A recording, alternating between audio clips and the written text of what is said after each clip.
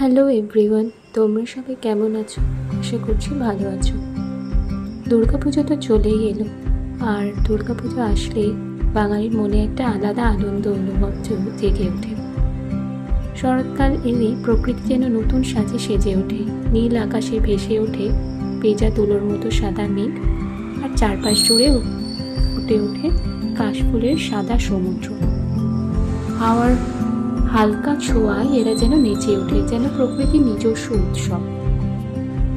আমরা আজকে এসেছিলাম এই সৌন্দর্যকেই কাছ থেকে অনুভব করতে। আমরা দেখতে এসেছি বাঁকুড়ার একটা গ্রামে, সেখানে কাশফুলের সৌন্দর্যকে খুব কাছ থেকে উপলব্ধি করতে।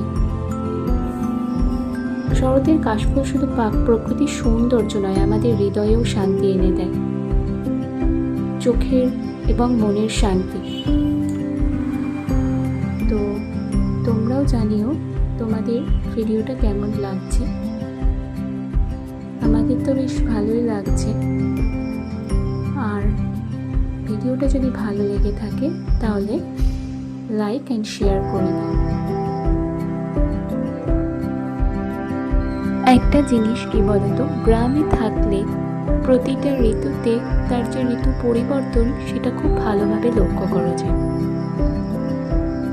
তো দেখো কত সুন্দর দৃশ্যটা, রাস্তার দুই পাশে ধান ক্ষেত আর তার পাশ দিয়ে কাশফুলের শাড়ি। এত সুন্দর লাগছে বিকেলের দৃশ্যটা, মনটা যেন জুড়িয়ে গেল দেখে।